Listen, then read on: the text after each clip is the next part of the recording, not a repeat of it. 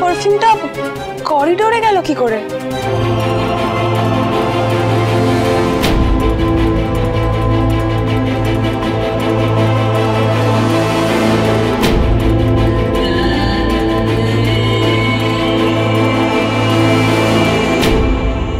ঠিক সময় তোমার ব্যাগ থেকে পারফিউমটা সরিয়ে না দিলে তোমার খেলা আজকেই শেষ হয়ে যেত টিকলি মাই ডার্লিং।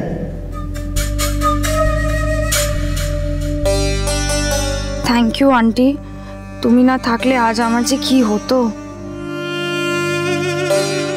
কি আমি তোমাকে এত লাভিংলি পারফিউমগুলো দিলাম আর তুমি সেগুলোকে মাটিতে ফেলে রেখেছো?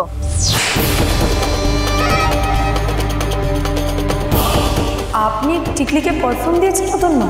হ্যাঁ আমি দিয়েছিলাম, কি করবো বলো, তোমার বোনজি টিকলি কয়েক মাস চান করেনি মনে হয়।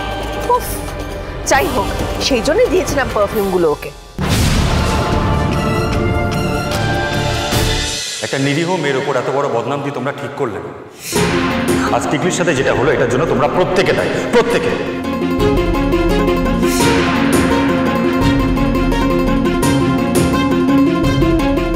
আমরা ভুলে যাচ্ছি ওরা শ্রাবণের আত্মীয়, তাদেরকে পদে পদে এরকম ইনসাল্ট আমরা করতে পারি না। আর এটার জন্য সব থেকে দায়ী তুই রবি।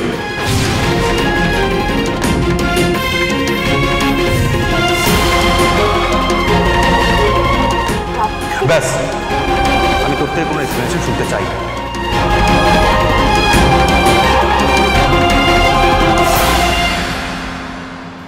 শুধু একটা কথা জেনে রাখ, কাউকে চুরির বদনাম দিলে তার কতটা অপমান হয় এটা ততক্ষণ কেউ ফিল করে না যতক্ষণ না তাকে কেউ চোর বলছে।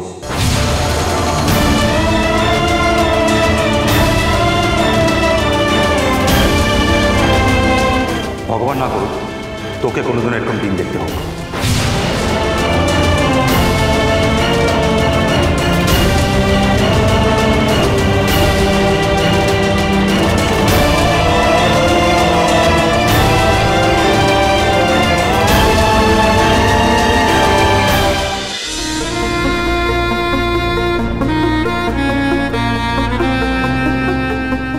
আজ আমি তোদের প্রত্যেকটা অপমান গুনে গুনে তুলে রাখলাম শ্রাবণ। ঠিক সময় ঠিক সুযোগে সব কটা অপমান আমি গুনে গুনে ফেরত দেব তোদের।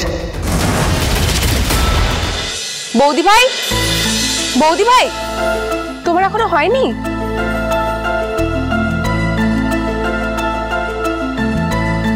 আমি রেডি। তোমাকে সবাই নিচে ডাকছে, তাড়াতাড়ি চলো। হ্যাঁ চলো।